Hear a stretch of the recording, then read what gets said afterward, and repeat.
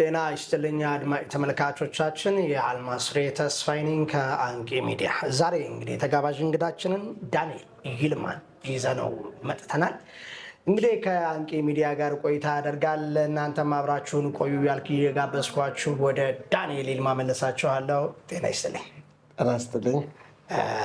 እንግዲህ ቺ መጽሐፍ ያንተ ናት። ሀገር ላይ ትልቅ አበርክቶትን እንደሰጠች እንዲሁም ደግሞ በጣም ብዙ ክርስቲያኖች እንደታነጹባት አይተናል። በዕቅበተ እምነት ላይ ትልቅ ተጽዕኖ ፈጣሪ ሰው ስንፈልግ ዳንኤል ይልማ ብለውናልና ዛሬ መጽሐፍህ ያበረከተችውን ነገር አይተን በዚህ ወቅት ላይ በዕቅበተ እምነት አስመልክቶ እየተዘዋወሩ ያሉ ነገሮችን አጥርቶና ትውልድን አስተማሪ የሆነ ነገር አሳይቶ ለመሄድ ወደ ስቱዲዮችን ጋብዘንሃል። አንተም ስለመጣ ከልብ እናመሰግናለን። እስኪ ለአድማጭ ተመልካቾቻችን ራስን አስተዋውቅ፣ ፕሮፋይልህን። እሺ፣ አመሰግናለሁኝ ስለጋበዛችሁኝ። ዳንኤል ይልማ እባላለሁ። በክርስቲያን ቤተሰብ ተወልጄ ነው ያደግኩት። በሙሉ ወንጌል ቤተክርስቲያን አባልና አገልጋይ ነኝ።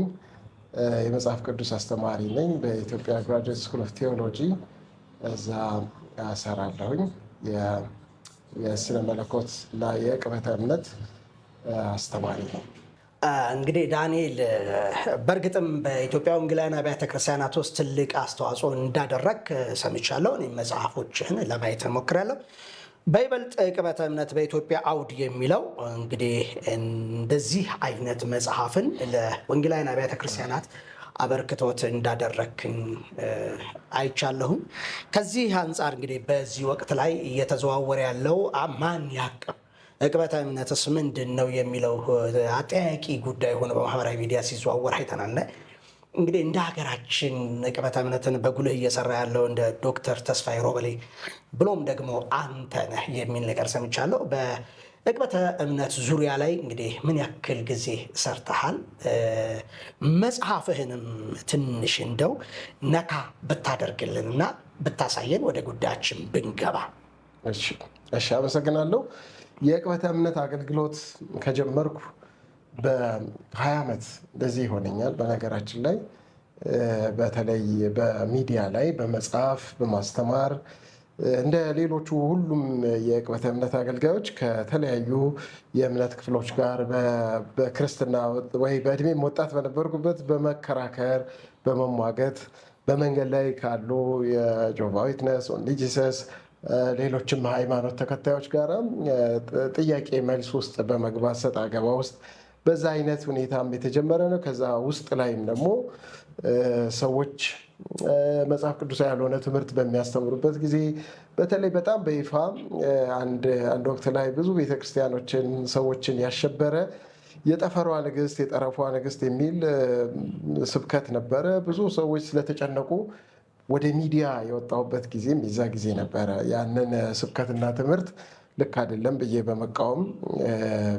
ብዙ ሙግት በመሞገት ብዙ ሰዎች እንዲነቁ ያ ብቻ እውነት እንዳልሆነ ለማሳየት በመጽሐፍ ቅዱስ ቃል ወይ በእግዚአብሔር ቃል ትክክል አይደለም፣ ይሄ የጠፈሯ ንግስት የጠረፏ ንግስት የሚባለው ያ ማስፈራሪያ ነው፣ በመጽሐፍ ቅዱስ ውስጥ እንዲህ አይነት ትምህርት የለም የሚል በጋዜጦች ላይ አሜን የሚባል የዛ ጊዜ ጌሴም የሚባል መጽሔት አሜን የሚባል ጋዜጣ ነበር። በነዛ ላይ በመጻፍ አገልግሎቴን ማበርከት ጀምሬያለሁ። ከዛም በኋላ በትምህርት ቤቶች ውስጥ የዕቅበተ እምነት ኮርስ የተለያየ ስም አለው። በአንዳንድ ቦታ የስህተት ትምህርትን መከላከል የሚል ስም፣ በአንድ ቦታ ደግሞ በዕቅበተ እምነት ፖለቲክስ በሚል ስም ኮርሱ ይሰጣል። በዲግሪ ደረጃ በዲፕሎማ ደረጃ በልዩ ልዩ ተቋማት ውስጥ አስተምሬያለሁ። የነበርኩበት ለረጅም ጊዜ ሳገለግልበት የነበረው ተቋም ፔንቴኮስታል ቴዎሎጂካል ኮሌጅ በአዲስ አበባም ከአዲስ አበባ ውጭም ሌሎች ኤክስቴንሽን ሴንተሮች አሉ። በነዛ በመዘዋወር ይህን ኮርስ አስተምሬያለሁ። ከዛ በተጨማሪም ደግሞ ሌሎች ተቋማቶች ላይ ኮርሱን ሳስተምር አንዱ የሚገጥመኝ ቻሌንጅ የነበረው ማስተማሪያ መጽሐፍ አልነበረም። በዕቅበተ እምነት ዙሪያ የተጻፈ ማስተማሪያ መጽሐፍ የለም። በሌላ መልኩ ደግሞ ቢኖሩም የተበታተኑና ለማስተማሪያነት የሚሆኑ አይነት መልክ ያላቸው አልነበሩም። ስለዚህ ሪሰርች እያደረኩ ማስተምርባቸውን ማቴሪያሎች በማሰባሰብ መጽሐፍ ሊሆን እንደሚችል በእርግጥ ከዛ ለትምህርትም የሚሆን አሳይመንት አይነት የሰራሁትን ዲግሪ ማሟያ የሚሆን አይነት ጽሁፍን ወደ መጽሐፍ ባሳድገው በጣም ጠቃሚ ሊሆን ይችላል፣ መነሻ ሊሆን ይችላል፣ ወይም ሌሎች ካሉት ጋራ አጋዥ ሊሆን ይችላል ብዬ አሰብኩ። ብቸኛ ላይሆን ይችላል፣ ግን በግሌ እንደዚህ አይነት መጽሐፍ ብቸኛ ነው ብዬ ነው የማስበው። የተጻፈ የለም ግን ማለት አይደለም። በቅበተ እምነትን በተመለከተ የተጻፈ መጽሐፍ የለም ማለት አይደለም። ግን የመጀመሪያና ብቸኛ የሚያደርገው የኔ መጽሐፍ ምናልባት ቅበተ እምነት ትርጓሜውን ጀምሮ መጽሐፍ ቅዱሳዊ መሰረቱን፣ ፍልስፍናዊ መሰረቱን አስይዞ የተለያዩ ዘዴዎችን በመጥቀስ ከዛ ምሳሌ በመስጠት በዚህ መልክ ራሱን ችሎ የተደራጀ ሌላ መጽሐፍ አላገኘሁም። ሳስተምርም የሚቸገረው ያ ስለነበር ከዛ በኋላ ያንን ለማሳተም ገብቻለሁ። የጊዜው ግን ጥያቄም ስለነበረ ነው። ተማሪዎች ይማራሉ፣ ቴክስት ቡክ የለንም፣ አገልጋዮች ይሰለጥናሉ፣ ማሰልጠኛ ማንዋል የለንም። ስለዚህ ያንን ማዘጋጀት ያስፈልጋል። አንዳችን ማዘጋጀት አለብን። ስለዚህ ወደዛ ዝግጅት ውስጥ ገብቻለሁ። በጣም በቂ ነው፣ በጣም ጥሩ ነው ብዬ ባላምንም ሊሻሻል ይችላል፣ ሊያድግ ይችላል። ግን መነሻ ጥሩ ነው። ችግር ፈቺ ነበር ማለት ነው። ማስተማሪያ ባልነበረበት ሰዓት ችግር ፈቺ እንዲሆን ተደርጎ የተሰራ ነው። ከዛ በኋላ እንግዲህ ብዙዎች ጽፈው ሊሆን ይችላል፣ ግን ፈርቀዳጅም ነው ማለት ነው። መጽሐፍህ እንግዲህ በጣም የሚገርም ነው። ወንጌል፣ መካቴ፣ እምነት፣ ክርስትና፣ ፍቅር፣ እውነትና አመክንዮ የሚሉ በዚህ በክብ በሰርክሉ ላይ የተቀመጡ ነገሮችን አያለው እና እስቲ እንደው ባጭሩ ነገርና ወደ ጉዳያችን እንግባ። እሺ፣ አመሰግናለሁ ስለሰጠኝ እድል። የመጽሐፉ በእርግጥ የሚያሳስቡ ሌሎች የእውቀት ክፍተት ብቻ ሳይሆን የሚያሳስብ የነበረው የማስተማሪያ ክፍተት ብቻ ሳይሆን የሚያሳስብ የነበረው ወይም አሁንም ቅበተ እምነትን ስናነሳ የሚያሳስበው እውቀት የሳሳ እውቀት የሌላቸው በቂ እውቀት የሌላቸው አገልጋዮች ማገልገላቸው ብቻ ሳይሆን ደግሞ ከዛው ጋር ተያይዞ የባህሪም ጉዳይ ክፍተት እንዳለብን እናያለን። በአገልግሎት ውስጥ ያሉ ሰዎች ከባህሪ ጋር በተገናኘ ክፍተት አለባቸው፣ የመሆን ጋራ ክፍተት አለባቸው። ምንም እንኳን መጽሐፉ ያንን በደንብ አድሬስ ባያደርግም እሱም የታየ ነው። እዚህ አሁን ከቨሩ ላይ የምታየው በነገራችን ላይ ክቡ አንተም አስተውለህ ስላላየ የሆነ ጋሻ ነው። ጋሻ ነው። ያ ጋሻ መከላከያ ነው። መከላከል እንግዲህ ቅበተ እምነት እምነትን መጠበቅ መከላከል ነው። ግን ስንከላከል እዛ ውስጥ እምነት አለ፣ መከላከል አለ። እውቀትንና የሚያስፈልጉ ደግሞ ክህሎቶች ባህሪን ለመጥቀስ ነው። እነዛ አሁን የዘረዘርናቸው ነገሮች ያሉት እውቀት ያስፈልገናል። አዎ፣ ስራው ደግሞ ስኪል ጥበብ ያስፈልገዋል። ራሱን የቻለ ስኪል ሊኖር ይገባል። ዘዴዎችን ማወቅ ያስፈልጋል። ቀጥሎ ደግሞ ሊኖር የሚገባ ባህሪ አለ። ለምሳሌ አገልግሎት በጣም ጥሩ አገልጋይ ብትሆን ሐዋርያ ጳውሎስ እንደሚለው በጣም ጥሩ አገልጋይ ከሆን ፍቅር ከሌለ ግን አገልግሎቱ ሁሉ መጮህ አይነት ነው ይላል በአንደኛ ቆሮንቶስ 13 ላይ። በጣም ትልቅ እምነት ኖሮ ተራራን የሚያፈርስ እምነት ኖሮ ፍቅር ከሌለ፣ ትዕግስት ከሌለ፣ ቅድስና ከሌለ ግን እንደሚጮህ ጸናጽል ወይም እንደሚንሿሿ በቃ ጸናጽል ትሆናል። ባዶ ነው ማለት ነው። ስለዚህ ለአገልግሎት መሰረት የሆኑ ፍቅር አይነት እምነት አይነት አስፈላጊ ናቸው የሚለውን የሚያሳይ አትነጣጥላቸውም። በቅበተ እምነት አገልግሎት ውስጥ እውቀትን ክህሎትንና ባህሪ የማይነጣጠሉ ናቸው የሚለውን የሚያሳይ ነው ጋሻው ላይ ያሉት። በጣም አመሰግናለሁ። እንግዲህ በጋሻው ላይ ወንጌል፣ እንዲሁም መካቴ፣ እምነት፣ ክርስትና፣ ፍቅር፣ እውነት፣ አመክንዮ የሚሉት የተቀመጡት እነዚህ ነገሮች አስፈላጊ ስለሆኑ ነው። እንግዲህ ጥራዜ ላይ ጋሻ ያደረግኩበትም ምክንያት ቅበተ እምነት በራሱ መካቴ ስለሆነ ከዛ አንጻር ነው የሚል ማብራሪያ ሰጥተኛል። ከልብ አመሰግናለሁ ዳኒ።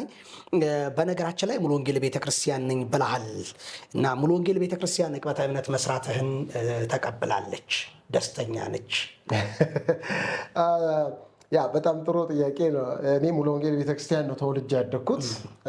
ወላጆቼም ሙሉ ወንጌል ቤተክርስቲያን አገልጋዮች መሪዎች ስለነበሩ በዛ ቤተክርስቲያን ውስጥ ያደጉት በልዩ ልዩ አገልግሎት ውስጥ አገለግላለሁ። በተለይ ቤተክርስቲያን በእንደዚህ አይነት አገልግሎት ሪኮግኒሽን የመስጠቱ ነገር በምን ይገለጻል የሚለው ያሳስበኛል እንጂ በነበርኩበት አጥቢያ ውስጥ ለምሳሌ የአገልግሎቱን ዘርፍ በማደራጀት ያንን ለማገልገል ሞክረናል። ስለዚህ መሪዎች ያንን ሲፈቅዱ ሪኮግኒሽን ተሰጥቷል ማለት ነው። ግን ደግሞ በሌሎችም በኩል በሌላ አጥቢያ ላይ በጣም ጥሩ ስራ የሚሰሩ ኮልፌ ሙሉ ወንጌል አጥቢያ እዛ የቅበተ እምነት ዘርፍ አለ። እዛ ብዙ ጊዜ በመሄድ ልምድ ልውውጥ ምናምን እናደርጋለን። ከሚያገለግሉት አገልጋዮች ጋር እንገናኛለን። በቤተ ክርስቲያን ውስጥ በአንዳንድ ጉባኤዎች ላይ ይህንኑ በተመለከተ ትምህርት እንድሰጥ፣ ገለጻ እንድሰጥ በቤተ ክርስቲያን መድረኮች ይመቻቹልኛል እና ያ የሚያሳየው ቤተክርስቲያን አገልግሎቴን በዚህ መቀበል እንዳለ በተለይ አንድ አጥቢያ ለምሳሌ 5 ሳምንት በተከታታይ እሁድ ቀን ስለ ዘመኑ የሐሰት አሰራርና ስለ ቅበተ እምነት እንዳስተምር በእሁድ ቀን 5 ሳምንት ተደርጎ ማይታወቅ ነገር ነው። ብዙ እንደዚህ ያልተለመደ ነው። አንድ አጥቢያ እንደሱ አይነት ሁኔታዎች ተመቻችተው ያንን አገልግሎት አገልግያለሁ። በዚህ አይነት ጉዳይ ሲሆንም ሪፈር እንደረጋል። ኦኬ እነ ዳንኤል ይህን ጉዳይ ቢያዩት የሚል አይነት ነገር ይደረጋል። ከዛም ባለፈ በወንጌላውያን ቤተክርስቲያናት ህብረት፣ በወንጌል አማኞች ካውንስል ውስጥ፣ በቴዎሎጂ ቦርድ ውስጥ ወይ በቴዎሎጂ ኮሚሽን ውስጥ አለሁበት እና እዛ ውስጥ አንዱ ስራችን ይሄ ነው። ከቤተ ክርስቲያን ውጭ ሆነ እያገለገልክ አይደለም፣ ቤተ ክርስቲያን ውስጥ ሆነ ነው የምትሰራው ማለት ነው። በቃ የፈለግኩት እሱ ነው። ቤተ ክርስቲያን ውስጥ ሆነ በመስራት በጣም እንግዲህ አድማጭ ተመልካቾቻችን እንደምታዩት ከዳንኤል ይልማ ጋር ነው ያለነው። ዳንኤል ይልማ ቅበተ እምነትን አስመልክቶ በኢትዮጵያ አውድ የሚል የጻፈውን መጽሐፍ ባጭሩ ዳሰሳ አድርጎልናል። በዚህ ወቅት ላይ ደግሞ በማህበራዊ ሚዲያ እየተዘዋወረ ያለውን ጉዳይ ለማጥራትና ለእኛም ትምህርትና ግንዛቤ እናገኛለን በሚል ወደ ጥያቄዎቻችን ይዤ እገባለሁ።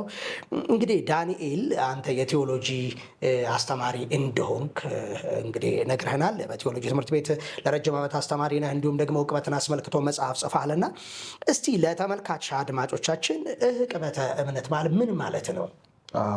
በጣም ጥሩ ጥያቄ ነው። አመሰግናለሁ። በጣም ደስ ብሎኛል። በነገራችን ላይ ቅበተ እምነት በኢትዮጵያ ውስጥ በሰፊው እየተወያየንበት ስላለ በዚህ ጊዜ ይሄ የዛሬ 10 ዓመት የዛሬ 15 ዓመት ወደኋላ ሄደን ስናይ የሚታሰብም አልነበረም። በጣም ድቅድቅ ያለ ጨለማ ቅበተ እምነት የሚባለው ገና አስፈሪ ነገር ሆኖ የሚታይ ነገር ነበር እና አሁን ደግሞ ሰፋ ብሎ ድቤት ክርክርም እየተደረገ እንደገና ውይይትም እየተደረገ ሚዲያዎች አቴንሽን እየሰጡት መምጣታቸው ደስ ብሎኛል። ስለዚህ ሚዲያዎችም ይሄ አገልግሎት እንዲታወቅ እንዲስፋፋ የበኩላቸውን ሚና እየተጫወቱ ነው እና በጣም ደስ ይለኛል። በልዩ ልዩ መድረኮች እየቀረብኩ ምን እንደሆነ ለማስረዳትም ሞክሬያለሁ። መጽሐፌም አንዱ አበርክቶ እሱ ነው። ቅበተ እምነትን ለመረዳት ምን ማለት ነው ቅበተ እምነት የሚለውን ነው። ዝም ብሎ ከቃሉ ብንነሳ እምነትን ማቀብ ነው፣ እምነትን መጠበቅ የሚለው አቃቤ እምነት ይባላል። ለምሳሌ አገልጋዩ አቃቤ እምነት ይባላል። አቃቤ እምነት ማለት ልክ እንደ አቃቤ ነዋይ፣ እንደ አቃቤ ሕግ እንደምንለው የዛ ጠባቂ፣ የሕግ ጠባቂ፣ የገንዘብ ጠባቂ አይነት ልክ አቃቤ እምነት የእምነት ጠባቂ የሚል አይነት ሀሳብ አለ። ስለዚህ እምነትን መጠበቅ፣ መከላከል ከሚመጣበት ጥቃት በቀላሉ ቋንቋውን ስናየው፣ ነገር ግን በጣም በሰፊ መልኩ መተርጎም ይችላል። ሰፊ ነው ሀሳቡም። ቅበተ እምነትን በሁለት መልኩ ማየት በጣም አስፈላጊ ነው በኢትዮጵያ አውድ ውስጥ። የመጀመሪያው እና ዋናው ቅበተ እምነት ክርስትና ላይ እምነታችን ላይ የሚሰነዘሩ ጥቃቶችን ከማን ክርስቲያን ካልሆኑ ሰዎች ከቤተ ክርስቲያን ውጭ ከክርስትና ውጭ ያሉ ሌላ ሃይማኖት ተከታዮች ወይንም ደግሞ እግዚአብሔር የለም የሚሉ ኤቲስቶች የሚሰነዝሩበትን ጥቃት መከላከል ወይንም ደግሞ ለሚያነሱት ጥያቄ ምላሽ መስጠት ነው። ከክርስትና ውጭ ያሉ ሰዎች ክርስትና ላይ አመክንዮአዊ ጥያቄ አላቸው፣ ምክንያታዊ ጥያቄ አላቸው። ለነዛ ጥያቄዎች ምላሽ መስጠት፣ ያንን ማስረዳት ማብራሪያ መስጠት ነው። በሌላ መልኩ ደግሞ መጽሐፍ ቅዱስ ላይ በተቀመጠው ቃሉ አፖሎጊያ በሚል የግሪክ ቃል ነው የተቀመጠው። ጳውሎስ በጣም ብዙ ጊዜ የተጠቀመው፣ ጴጥሮስም ተጠቅሞታል። አፖሎጊያ የሚለው የፍርድ ቤት ቃል ነው። እሱ ደግሞ የፍርድ ቤት ቃል ነው። አንድ ሰው ይከሰስና ፍርድ ቤት በእኛም ሀገር የተለመደ ነው። ክስ እንደተቀበለ ያንን ክስ ይዞ ወደ ፍርድ ቤት ሄዶ ዳኛ ፊት ኮርት ፊት ቀርቦ ድፌንድ ያደርጋል። እዛ ቦክስ ውስጥ ይቆምና ተከላከል ራስህን ይባላል።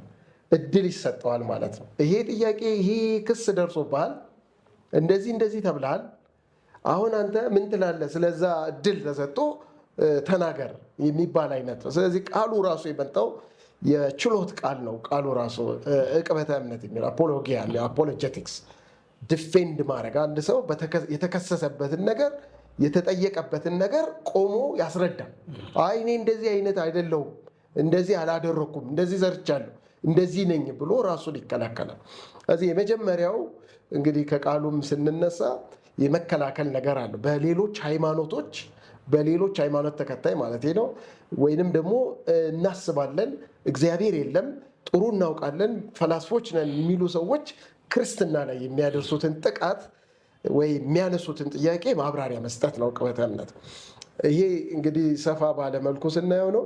ግን ከዚሁ ጋር አያይዘን አንድ ሁለት ነገር ልጨምር። ትርጓሜው ላይ ይሄ አንደኛው ገጽታው ነው ብያለሁ። አሁንም አንደኛው ገጽታው ነው። አንደኛው ገጽታው ላይ ሰዎችን ለወንጌል አገልግሎት ማዘጋጀት ነው። መንገድ ጠራጊ ነገር ነው። ምን ማለት ነው? የማያምኑ ሰዎች በክርስትና ላይ ጥያቄ አላቸው፣ አይምሯዊ ጥያቄ አላቸው። ወንጌል የፈለገ ብትሰብክላቸው፣ መጽሐፍ ቅዱስን የፈለገ ብታወራላቸው ስለ መጽሐፍ ቅዱሱ ጥያቄ አላቸው፣ ስለ ኢየሱስ ክርስቶስ ስለ እምነቱ ጥያቄ አላቸው። ስለዚህ እነሱን ከመንገዳቸው ላይ ጥያቄዎቹን አንስተህ ወንጌል የሚለውን ነገር እንዲቀበሉ እንዲያምኑ አይምሯቸውን ማዘጋጀት የማለስለስ ስራ። ስለዚህ ከገበሬው ቀድሞ ከወንጌላዊው ቀድሞ አቃቤው ወይ አቃቤ እምነት ባለሙያው እየሄደ መንገዱን ያለሰልሳል ማለት ነው። መንገዱን ያለሰልሳል። ያኛው መጥቶ በሚዘራበት ጊዜ በቀላሉ ሰዎች እንዲያምኑ ያደርጋል። ስለዚህ የወንጌል ማዘጋጃ ነው ብለን መውሰድ እንችላለን። ሌላ ሁለተኛው ገጽታ ይሄኛው ገጽታን ብዙ ኢትዮጵያ ውስጥ በነገራችን ላይ በደንብ ግንዛቤ አላገኘም። አንዳንዶች አስፈላጊነቱንም ጥያቄ ውስጥ የሚከቱት ከዚህ አንጻር ስለማያዩት ነው። ዕቅበተ እምነት አሁን ከሌሎች ሃይማኖቶች የሚነሱ ጥያቄዎች አሉ። ክርስትና ላይ የክርስትና እምነት አማድ የሆኑት ላይ መጽሐፍ ቅዱስ ላይ ክርስቶስ ላይ ሥላሴ ላይ የመሳሰሉት ላይ የሚያምኑም የማያምኑም ከክርስትና ውጭ ያሉ የሚሰነዝሩት ጥያቄ አለ፣ ጥቃት አለ። እሱን መከላከል። ስለዚህ ይህ በጣም ለሁላችን የጀርባ አጥንት የሆነ ነገር እንደሆነ እናያለን። በሌላ መልኩ ግን ትንሽ ሚስ አንደርስታንዲንግም የፈጠረው እንዲጠላም እያደረገ ደግሞ የመጣው ዕቅበተ እምነት ሁለተኛው ገጽታ የሐሰት ትምህርቶችንና የሐሰት አሰራሮችን ውስጥ ያሉ ማለት ነው። በክርስትና ውስጥ ያሉ ራሱ ክርስትናን ለብሰው የበግ ለምድ ለብሰው የገቡ ተኩላዎችንም የማደንና የማጥራትም ነገር ነው። በጠብቆ የተባለው ከሁለቱም ከውጭም ካሉ ከውስጥም ካሉ ጠብቆ የሚል አደራ ስለተሰጠ ውስጥ ያሉ ደግሞ የበግ ለምድ የለበሱ ተኩላዎች፣ አደገኞች አውሬዎች አሉ። ከነሱም ክርስትናን መጠበቅ ነው ዕቅበተ እምነት። ስለዚህ ሁለት ገጽታ አለው። ከውጭ የሚሰነዘር ጥያቄን ጥቃትን መከላከል ነው። እንደገና ሁለተኛው ደግሞ ከውስጥ የሚነሱ የሐሰት አሰራሮችን፣ ሐሰተኛ ነቢያትን፣ ሐሰተኛ ሐዋርያትን፣ ሐሰተኛ አስተማሪዎችን ስራቸውን መግለጥ፣ መጽሐፍ ቅዱሳዊን ትምህርት ማሳየት፣ ከነዛም ደግሞ ምዕመናንን መጠበቅ የእረኝነት ተግባር አለው ማለት ነው።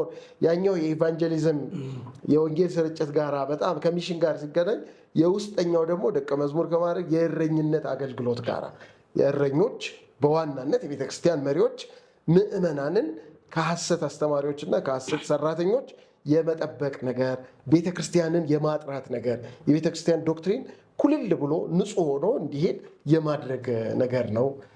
እንግዲህ በዚህ ደረጃ ልንተረጉመው መንገድ እንግዲህ ማን ያቅብ የሚለውን ሳልጠይቅህ እየመለስክልኝ ነው። እንዳልከኝ ከውጭ የሚመጡ ትምህርቶችን ለምሳሌ ኢየሱስ አልሞተም አልተነሳም እንደሚሉት አይነት በስላሴም በኢየሱስም በመንፈስ ቅዱስም ላይ ጥያቄ ያላቸውን ውጭ የሚነሱ ጥያቄዎችን አልከን። ሁለተኛው ደግሞ በውስጥ ያሉትን እረኝነትም ነው አልክ፣ መካቴ የሚሰሩት እና ትክክል ነው። ስለዚህ ዕቅበተ እምነትን ማን ሊሰራው ይችላል የሚለው ነገር የመጋቢዎች ኃላፊነት ነው ማለት ነው። የቤተ ክርስቲያን ኃላፊነት ነው ማለት ነው። ስነ መለኮት መማር ይፈልጋሉ? እንግዲያውስ በአሜሪካ ፍሎሪዳ ግዛት የሚገኘውና እውቅና ያለው ሚያሚ ኢንተርናሽናል ሰሚናሪ በኢትዮጵያ ያሉ ክርስቲያን አገልጋዮችና መሪዎችን ለተሻለ አገልግሎት ለማዘጋጀት በኢትዮጵያ ማስተማር መጀመሩን በታላቅ ደስታ ይገልጻል። በመጽሐፍ ቅዱስ እና በነገረ መለኮት ትምህርት እንዲሁም በክርስቲያናዊ ትምህርት በሰርተፊኬት በአሶሺየትድ ዲግሪ እና በሁለተኛ ዲግሪ ትምህርት በእንግሊዝኛ በአማርኛና በአፋን ኦሮሞ ማስተማር መጀመሩን በታላቅ ደስታ ይገልጻል። ትምህርት የሚሰጥበት ጊዜ በመደበኛ በማታ ዳሜና እሁድ በኦንላይንና በርቀት በአካል በስልክ እንዲሁም በዌብሳይት ያገኙን። አድራሻችን ዋናው ጽሕፈት ቤት አዲስ አበባ ልደታ መሃል መሠረተ ክርስቶስ ሕንፃ 7ኛ ፎቅ ዛግዌ ሕንፃ ጀርባ። ታላቅ የትምህርት ዕድል ነው። ይማሩ። በዋናነት እንደሱ ብለን መውሰድ እንችላለን። በነገራችን ላይ በተለይ ሐዋርያው ቅዱስ ጳውሎስ ለኤፌሶን ቤተክርስቲያን መሪዎች ይህንን አደራ ሲሰጥ ታያለ። በገዛ ደሙ የዋጃትን የእግዚአብሔርን ቤተክርስቲያን ትጠብቋት ዘንድ እናንተን ጳጳሳት ወይም ኤጲስቆጶስ አድርጎ ለሾመበት ለመንጋ ሁሉና ለራሳችሁ ተጠንቀቁ ብሎ የቤተ ክርስቲያን መሪዎችን፣ እረኞችን ይህንን አደራ ሲሰጣቸው ታያለ በግልጽ። ለቅዱስ ጢሞቴዎስም ደግሞ እንደዚሁ ወይ ለመጋቢ ጢሞቴዎስም በጻፈው መልእክቱ ውስጥ የመጋቢ መጽሐፍ ነው። በዛ ውስጥ ከዋነኛ ኃላፊነቶቹ መካከል ጢሞቴዎስ እረኛው ጢሞቴዎስ፣ መጋቢው ጢሞቴዎስ ኤፌሶን ቤተክርስቲያን ያስቀመጠበት የኤፌሶንን ቤተክርስቲያን ከውስጥ ሐሰተኞች እንዲጠብቅ እንደሆነ በግልጽ ጽፎለታል። ለኤፌሶንም በጻፈው ከዛ ለቲቶም በጻፈው መልእክት ውስጥ እናያለን። በቀጥታ በዋናነት የሚመለከታቸው የመሪዎች የእረኞች ኃላፊነት እንደሆነ በዛ ላይ ታያል። ሌላ ደግሞ ገጽታ አለው። በሌላ ገጽታው የጴጥሮስን መልእክት ደግሞ ስታይ የጴጥሮስ መልእክት የመጋቢያዊ መልእክት በሚባሉ የሚታወቅ አይደለም። የመጋቢ መልእክት አይደለም። ለምዕመናን በተለያየ ምክንያት በመከራ ውስጥ በችግር ውስጥ ለሚያልፉ በስደት ውስጥ ለሚያልፉ ምዕመናን ደግሞ የተጻፈ መጽሐፍ ነው የአንደኛ ጴጥሮስ መልእክት። እዛው በአንደኛ ጴጥሮስ መልእክት ላይ በተበተኑበት በተሰደዱበት ባሉበት ሁኔታ ስለ እምነታቸው ሰዎች ጥያቄ ሲያነሱ ምላሽ እንዲሰጡ ዘወትር የተዘጋጁ እንዲሆኑ ዘወትር ምላሽ መስጠት እንዳለባቸው ደግሞ ለምዕመናን ሁሉ መመሪያ ሲሰጥ ጴጥሮስን ታያለን። ስለዚህ በሆነ መንገድ ይሄ ስራን በእረኝነት ስራ ውስጥ ይካተታል። በዋናነት የቤተ ክርስቲያን መሪዎች፣ ጠባቂዎች ስራ ነው በዋናነት የመረኞች ወይ መሪዎች። ነገር ግን ደግሞ እያንዳንዱ ምዕመናን ስለ እምነቱ ስለሚነሳ ነገር ጥያቄ ተዘጋጅቶ መልስ መስጠት አስፈላጊ እንደሆነ የተዘጋጀ እንዲሆን ያ ደግሞ ማንዴትም እንዳለው ጴጥሮስ ያስተምረናል ብዬ አስባለሁ። እንግዲህ በጣም የሚገርም ነው። ምዕመናንም ተሰጥቷቸዋል ስራው የቤተ ክርስቲያን እረኞችን ወይም መጋቢዎችን ባያክልም ብለኛል። እንግዲህ ይሄ ዕቅበተ እምነት ኃላፊነት ይጠይቃል አይጠይቅም? ተጠሪነት ሊኖረው አይገባም ወይ? ለምሳሌ በዚህ በሐዋርያ ስራ ላይ እንደምናየው በመካከላቸው ለነበረው ሙግት ወደ መሪዎች ሄደዋል አይደል? ሄደዋል እና ኃላፊነት አለው አይደል? ተጠያቂነት ስላለው በዛ ጉዳይ ላይ ወደሚፈቱ ሰዎች ሄዱ እናያለን። እና ኃላፊነት ተጠያቂነት አያስፈልገውም? አይ በጣም ያስፈልገዋል። በተለይ ቤተክርስቲያን በማንም ሰዎች የምትሽከረከር ማንም ሰው የፈለገውን የሚያረጋት ተቋም አይደለችም። እንደ ተቋም ቤተክርስቲያን መሪዎች አሏት። እያንዳንዱ ቤተክርስቲያን የራሱ የሆነ የእምነት አካሄድ አለው። ለምሳሌ እኔ ያደግኩበት ቤተክርስቲያን ዶክትሪንን በተመለከተ የቤተክርስቲያን አስተምሮን በተመለከተ የአጥቢያ መሪዎች እንኳን ውሳኔ መስጠት አይችሉም፣ ስልጣን የላቸው። የአጥቢያ መሪዎች እንኳን የቤተ ክርስቲያኒቷን አስተምሮ በተመለከተ እኛ ተሰብስበን ይሄ ነው አስተምሮ ብለን ወስደናል ማለት አይችሉም። ኮንስቲቱሽናሊ የሄዶ ስልጣኑን ለጠቅላላ ጉባኤ ይሰጣል። ስለዚህ የቤተ ክርስቲያኒቱ ጠቅላላ ጉባኤ ደርሶ ጉዳዩ እዛ ላይ ብያኔ ያገኛል እንጂ ማንም አጥቢያ ላይ ወይ ክልል ላይ ወይንም ደግሞ በሌላ ደረጃ ያለ መዋቅር ውስጥ የሚፈታ እንኳን አይደለም። ስለዚህ ትምህርት ሊሰጡ ይችላሉ አጥቢያዎች። ያንን መጠበቅ ስራ ኦልሬዲ ዲፋይንድ የሆነ ዶክትሪን ካለ አጥቢያዎች ያንን ማስፋፋት፣ ማስተማር፣ መጠበቅ ይችላሉ። ነገር ግን በዛን በተመለከተ በሚነሱ ክርክሮች ላይ ብያኔ መስጠት አይችሉም። ይሄ እኮ በእኛ ቤተክርስቲያን ጥሩ ተሞክሮም አለ፣ በሌሎችም ቤተክርስቲያን አለ። ጥያቄ ሲነሳ ጉዳዩ ወደ ጠቅላላ ጉባኤ ነው የሄደው። በታሪክ ውስጥ እንደዚህ ተከስቶ ያውቃል ማለት ነው። አንድ ሰው አስተማረ የሚባለው የስህተት ትምህርት ሲገኝ የዛች ቤተክርስቲያን አባል ስለነበረ ያ የሐሰት ትምህርት መሆኑን አንድ አጥቢያ የሐሰት አስተምሯል ብላ አላወገዘችም፣ ወይንም ደግሞ የትምህርት ተቋሙ ያንን ማድረግ አልቻለም። ይሄ ጉዳይ ወደ ቤተክርስቲያኒቷ የከፍተኛ ውሳኔ ሰጪ አካል ደረሰ ማለት። ስለዚህ ኃላፊነት በደንብ መኖራል፣ ተጠያቂነት በደንብ አለ። ይህንንም የሚወስኑ ስለዚህ በየቤተ ክርስቲያኑ አካላት አሉ ማለት ነው። ወይ የቴዎሎጂ ኮሚሽን የሚባል ሊሆን ይችላል፣ የሊቃውንት ጉባኤ ሊሆን ይችላል፣ ወይ የሆነ ብቻ ስም ያለው ነገር በቤተ ክርስቲያኒቷ ጠቅላላ ጉባኤ የሚሆን ያንን ውሳኔ የሚሰጥ አካል። ለምሳሌ የኢትዮጵያ ወንጌላውያን አብያተ ክርስቲያናት ህብረት 32ኛ ጠቅላላ ጉባኤ የተወሰኑ የስህተት ትምህርቶች የሚላቸውን ነቀሰና አወገዘ። የወንጌላውያን አይደሉም፣ የብልጽግና ወንጌል የእምነት እንቅስቃሴ የእምነት ቃል እንቅስቃሴ የሚባለው ወንጌላዊ ክርስትና አይደለም ሲል ያ ጠቅላላ ጉባኤ አወገዘ። አሁን እኛ ከዛ ስር ያለን ሰዎች ያንን ይዘን ኦኬ ኮት እያደረግን በኢትዮጵያ ወንጌላውያን አብያተ ክርስቲያናት 32ኛ ጠቅላላ ጉባኤ በተወሰነው ውሳኔ መሰረት የፌዝ ሙቭመንት የብልጽግና ወንጌል የሐሰት ትምህርት ነው እንላለን። ብያኔ ሰጥቷል። አቅም ያለው ስልጣን ያለው አካል ያንን ያስተላልፋል። የሚገርም ነው። ያንን የመሰረት አድርጎ ሌሎች አገልጋዮች እየጠቀሱ ቤተ ክርስቲያናት ሊያደርጉ ይችላል። ግን አንድ ነገር ልንገር፣ ከዛ ጋር የኢትዮጵያ ወንጌላውያን ቤተ ክርስቲያናት ጠቅላላ ጉባኤ ቢወስንም ደግሞ ቤተ እምነቶች የራሳቸው አሰራርና የትምህርት ጠባቂ ቡድን ስላለ ወይም አገልግሎት ዘርፍ ስላለ ያንን ወስደው የራሳቸው ማድረግ ነበረባቸው። ምንም እንኳን የአምብሬላው ተቋም አብያተ ክርስቲያናት ህብረት ወስኖ ቢሆንም ቤተ እምነቶች ደግሞ በራሳቸው መንገድ ጉዳዩን እንደገና አስጠንተው የራሳቸው አቋም መያዝ ነበረባቸው። ምክንያቱም እነሱን የማይወክል ተቋም ነው። በህጋዊ ውክልና ያለው ዶክትሪንን በተመለከተ ተቋም ስላልሆነ ያ ውሳኔ በጣም ጥሩ ጉልበት ሰጣቸው። ቤተ ክርስቲያናት በግል ደግሞ በውስጥ አጥንተው ያንን ኢንዶርስ ያደረጓሉ። እንደገና በራሳቸው መልክ መግለጫ ያወጣሉ ማለት ነው።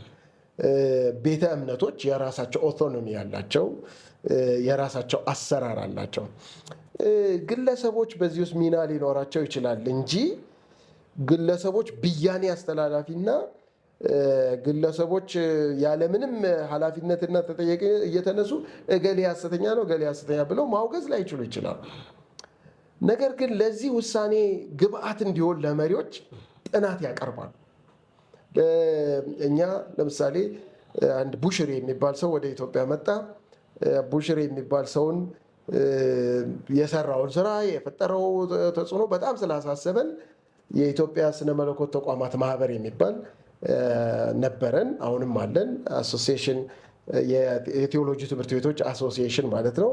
በቡሽሪ ህይወት እና አገልግሎት ላይ እዛ መጥቶ ባደረገው ላይ ጥናት አጥንተን የወንጌላውያን አብያተ ክርስቲያናት መሪዎችን ሁሉንም ጠራ።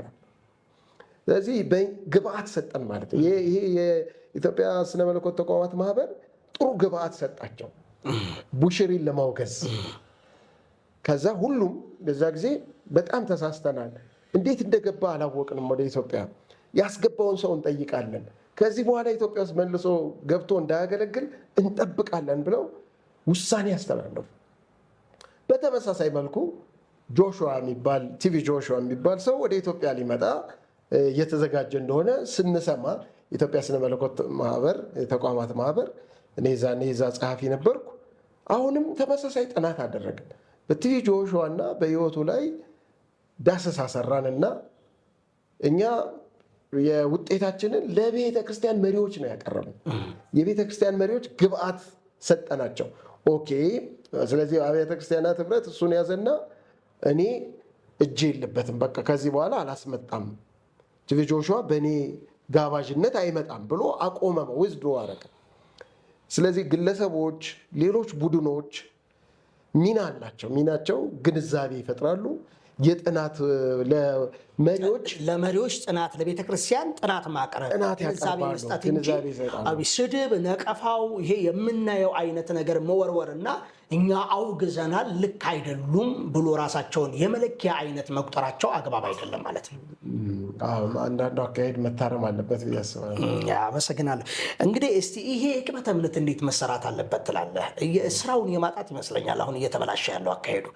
የቅበተ እምነት አገልግሎት ሸክሙ ካላቸው እንዲስፋፋ፣ እንዲጠናከር፣ በደንብ ፍሬ እንዲያፈራ በኢትዮጵያ ውስጥ ከሚፈልጉ ሰዎች መካከል አንዱ ነኝ እኔ። ከዛ ቡድን ራሴን አላወጣም፣ ለይቼም አላይም። ያንኑ ስራ ነው የምሰራው። አሁንም ወደፊትም የምቀጥለው ስራ ነው። በተደራጀ መልኩ በጣም ቆንጆ በሆኑ በልዩ ልዩ ሁኔታዎች ስራዬን እቀጥላለሁ፣ አገልግሎቱን እቀጥላለሁ። በትክክልም ከሚሰሩ ሁሉ ጋር ደግሞ ህብረት ማድረግን እፈልጋለሁ። ያንንም እቀጥላለሁ። አሁንም ከዛ ውጭ ነኝ ብዬ ራሴን አልቆጥርም። የቅበተ እምነት ሁለት ነገር ግን ይታየኛል። አሁን ባነሳው መልኩ በአንዱ መልኩ አንተም ኮንሰርን እንዳለ ኃላፊነትና ተጠያቂነት ባለበት ሁኔታ መሰራት አለበት። ዝም ብሎ በሩ ተከፍቶ የተለቀቀ አይነት ቤት መሆን የለበትም። የወንጌል አማኙ መሪዎች አሉት። የወንጌል አማኙ ተቋም አለው። የወንጌል አማኙ አገልጋዮች አሉት እና ያንን ተዋረድ ማክበር አለብን ብዬ አስባለሁ። ያ ተዋረድ መከበር መጠበቅም አለበት። ያንን ተዋረድ የወንጌል አማኙን ቤተክርስቲያን ወይ ቤተ እምነቶችን ስትራክቸር ባዋረድን ባቃለልን መልኩ ወይም በዛ ዝቅ ባረግነው ቁጥር፣ በነገራችን ላይ አሁን አንተ ያልከው ፍርሃትና ስጋት ይይዘኛል። ቤተክርስቲያን የማያዳምጧት መሪዎችን የማያዳምጥ ትውልድ፣ መሪዎችን የማይከተል ትውልድ እንፈጥራለን ማለት ነው። በሆነ መልኩ የቤተ ክርስቲያን መዋቅር ውስጥ ሆኖ ቢሰራ በጣም የተሻለ ነው ብዬ አስባለሁ። በቤተ ክርስቲያን መዋቅሮች ውስጥ በኃላፊነት፣ በተጠያቂነት፣ በተጠሪነት አገልግሎቱ ቢሰራ ከዚህ የተነሳ ከዚህ በፊትም ፕሮፖዛል አቅርብ ያለው አሁንም ወደፊትም አቀርባለሁ። እያንዳንዱ አጥቢያ የቅበተ እምነት የአገልግሎት ዘርፍ ቢኖረው እላለሁ። እያንዳንዱ አጥቢያ ልክ የወጣቶች አገልግሎት፣ የትምህርትና ስልጠና ክፍል፣ የናታኒም አገልግሎት፣ የመዘምራን አገልግሎት ዘርፍ እንደሚባለው የቅበተ እምነት አገልግሎት ዘርፍ ቢቋቋም በየአጥቢያው እነዚህ ግለሰቦች ደግሞ በውጭ ያሉ በሶሻል ሚዲያም በምንም አገልግሎት የሚሰጡ በዛ ውስጥ ገብተው ቤተክርስቲያንን በሚያንጽ መልኩ ቤተክርስቲያንን እንደገና አገልግሎቷን በሚያጠናክር መልኩ እንጂ እንድትጠላ ቤተክርስቲያን የሆኑ የተሳዳቢዎች ስብስብ፣ ሀሳብ የማይቀባበሉ የማይግባቡ መነጋገር የማይችሉ ሰዎች ስብስብ፣ መሪዎቹን የማያከብሩ ሰዎች ስብስብ እየመሰለ የሚመጣውን ገጽታ መቀየር ያስፈልገናል ብዬ አስባለሁ። ገጽታው መታደስ አለበት እንደገና። ይሄ ደግሞ ወደ አጥቢያዎች ሲገባ ነው አገልግሎቱ የተሻለ የሚሆነው። በሚኒስትሪ ደረጃ በግለሰቦች ደረጃ አይኑር እያልኩ አይደለም። ነገር ግን ተመራጩ መንገድ የቱ ነው? የተሻለውም እስከ መጨረሻም ስትራይቭ ማድረገው እኔ የምታገለውም አጥቢያዎች ብንችል እያንዳንዱ አጥቢያ ላይ በሆነ በትምህርትና ስልጠና አገልግሎት ዘርፍ ሊሆን ይችላል፣ በሆነ ሌላ አገልግሎት ዘርፍ ጋር አብረንም ልናደርገው እንችላል። ለብቻውም የቅበተ እምነት አገልግሎት ዘርፍ ግን ሞዴሎች አሉን። ባይዘው ቅድም ያነሳቸው የኮልፌ ሙሉ ወንጌል ሞዴል፣ የሳር ቤት ሙሉ ወንጌል ሞዴል በጣም የታወቀ ነው። ሌሎችም ቸርቾች ከነዚህ አገልግሎት ዘርፎች ማየት ይችላል። አጥቢያዎች በጀት መድበውለት አገልጋይ መድበውለት መመሪያ አውጥተውለት ወንጌልና ኮልፌ ብሎ ወንጌል የሚገርም ነው። በዚህ አይነት መልኩ አገልግሎት ዘርፍ ተደርጎ ተደራጅቶ ዓመታዊ በጀት አለው፣ ሪፖርት ያደርጋል። ለመሪዎች ተጠሪነቱ ቀጥታ ለመሪዎች ነው፣ ቤተክርስቲያን መሪዎች ነው። በዚህ አይነት መልኩ አገልግሎቱ ቢካሄድ የበለጠ ጥሩ ይሆናል። እነዚህ አጥቢያዎች የሚሰሩት ስራ በጣም ተጽዕኖ ፈጣሪ ነው።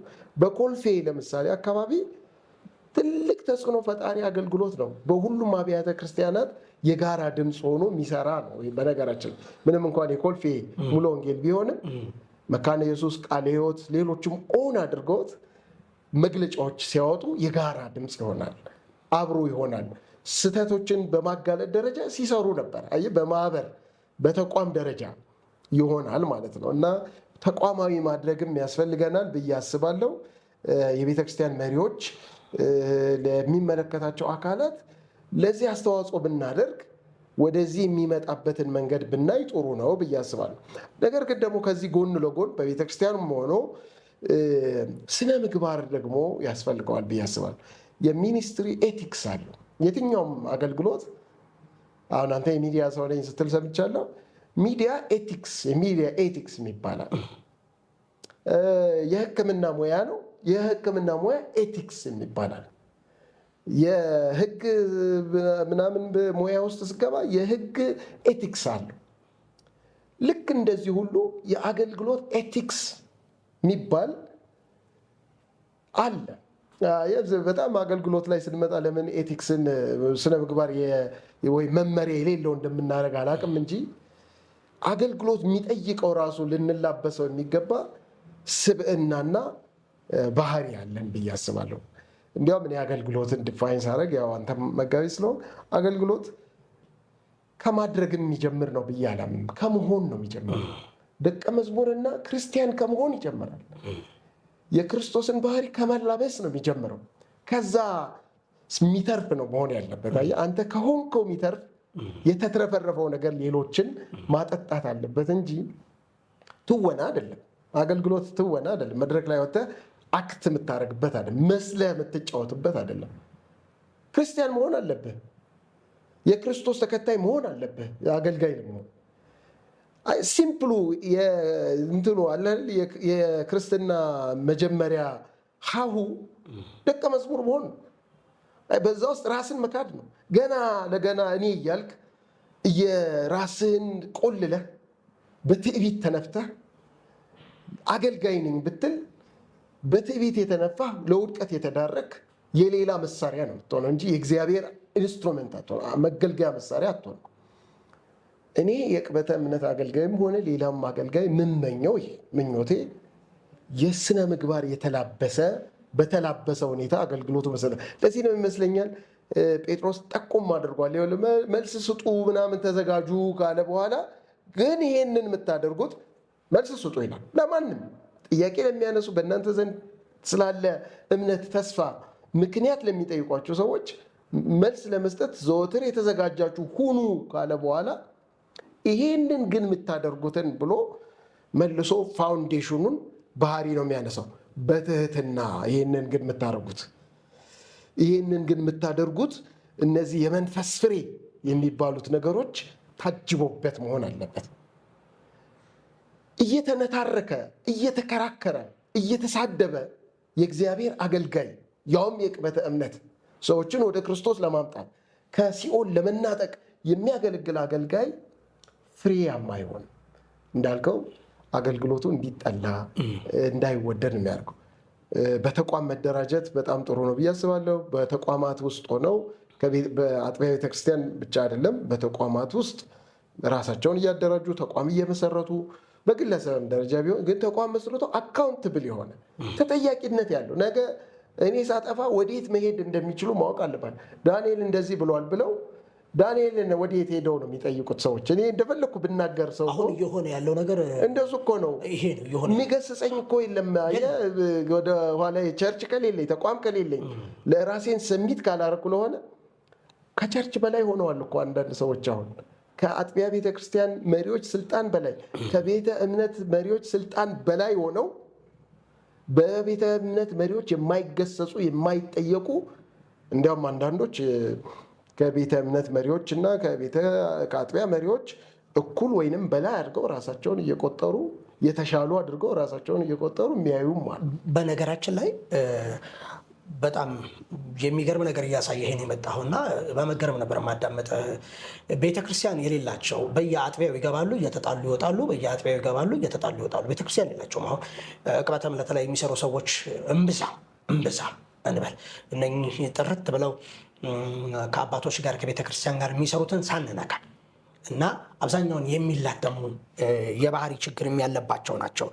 ሌላው ደግሞ ምንድነው መልካታቸውን የራሳቸውን ልምምድ እና የትምህርታቸውን ልክ አይነት ነገር ይዘው ራሳቸውን እንደ መለኪያ ወይም እንደ ትክክለኛ ማሳያ አድርገው እየቆጠሩ ያሉም አሉ። እና ቀረብ ብለህ ስታያቸው የጸሎት ሕይወት የላቸውም። የሌላውን ትምህርት የዳንኤልን ትምህርት የመቀበል የሌላውን አገልጋይ ትምህርት የመቀበል ልቦ የላቸውም። ነቀፋ ነው የሚያዩት። ከውስጡ መዘው የሚተናኮሉበትን ነገር ነው የሚጥሉበትን ነገር ነው የሚመለከቱት። እና ሕይወታቸው ነቀፋ የሆነ እስኪመስልህ ነገር እንጂ ለማቅናትም አይደለም። በነገራችን ላይ አንዳንድ ሰዎችን ስታይ ከፌስቡክ የሚገኝ ገንዘብ ጥቅም እንዳለ ተመልክቻለሁ። ዝናም ፍለጋ እንደሆነ ተመልክቻለሁ። 2-3 ሰዎችን ሪከርድ ስታደርግ ራሱ አብረህ ስታደርጋቸው ራሱ ለሱ ብዙ ጊዜ ሰጠው ብሎ የሚያኮርፉ ሰዎች ሁሉ ይገጥመዋል። አንዳንድ ጊዜ እሱ እንዲታወቅ ምናምን አደረግከው የሚል ገጥሞኛል። እንዲህ አይነት ነገሮች አሉና እንግዲህ ቢቻል ቅድም ያሳየህን ነገር በጣም ትልቅ ፍሬም ነው። በቤተ ክርስቲያን ውስጥ መሆን ኃላፊነትና ተጠያቂነት ቢኖር ቤተ ክርስቲያንን በሯን ከፍታ እንደ አሁን ሙሉ ወንጌል እንዳሳየህን አይነት በጀት መድባ በሯን ከፍታ ብትሰራ። አድማጭ ተመልካቾቻችን እንግዲህ በአንቄ ሚዲያ ከዳንኤል ጋር የነበረን የመጀመሪያው ዙር ቆይታ ይህን ይመስል ነበር። ስነ መለኮት መማር ይፈልጋሉ? እንግዲያውስ በአሜሪካ ፍሎሪዳ ግዛት የሚገኘውና እውቅና ያለው ሚያሚ ኢንተርናሽናል ሰሚነሪ በኢትዮጵያ ያሉ ክርስቲያን አገልጋዮችና መሪዎችን ለተሻለ አገልግሎት ለማዘጋጀት በኢትዮጵያ ማስተማር መጀመሩን በታላቅ ደስታ ይገልጻል። በመጽሐፍ ቅዱስ እና በነገረ መለኮት ትምህርት እንዲሁም በክርስቲያናዊ ትምህርት በሰርተፊኬት በአሶሺየት ዲግሪ እና በሁለተኛ ዲግሪ ትምህርት በእንግሊዝኛ በአማርኛና በአፋን ኦሮሞ ማስተማር መጀመሩን በታላቅ ደስታ ይገልጻል። ትምህርት የሚሰጥበት ጊዜ በመደበኛ በማታ ዳሜና እሁድ በኦንላይንና በርቀት በአካል በስልክ እንዲሁም በዌብሳይት ያገኙን። አድራሻችን ዋናው ጽሕፈት ቤት አዲስ አበባ ልደታ መሃል መሠረተ ክርስቶስ ሕንፃ 7ኛ ፎቅ ዛግዌ ሕንፃ ጀርባ። ታላቅ የትምህርት ዕድል ነው። ይማሩ።